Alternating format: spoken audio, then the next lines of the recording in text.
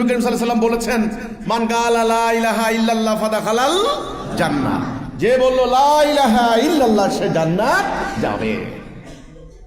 তাহলে মান কালা লা ইলাহা ইল্লাল্লাহ ফাদাখালাল জান্নাহ, আল্লাহর হুকুম বিধান ছাড়া কারো হুকুম বিধান মানি না, এই কথাই আমাকে ইমান জান্নাতে নিয়ে যাবে, এই কথাই আমাকে দুনিয়াতে শান্তিতে রাখবে।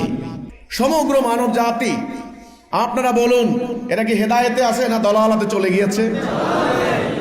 সমগ্র মানব জাতি কি আল্লাহর খেলাফত করছে না শয়তানের আনুগত্য করছে?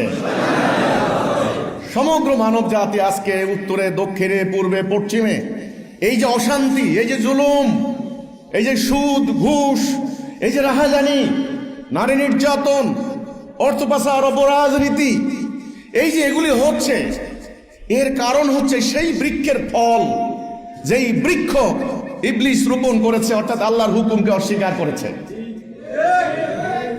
এই জন্য আমাদের নবী করিম সাল্লাল্লাহু আলাইহি ওয়াসাল্লাম, মানব জাতির মুকুটমণি রাহমাতুল লিল আলামিন, শেষ নবী হযরত মুহাম্মদ সাল্লাল্লাহু আলাইহি সাল্লাম, তিনি যখন আরব সমাজে আসলেন, ওই আরবের মানুষগুলা কি আল্লাহ বিশ্বাস করতো না? করতো। তারা কি হজ করতো না? করতো। তারা কি যাকাত দিত না? তারা খতনা করত, কিন্তু তাদের ঈমান ছিল না। কেন?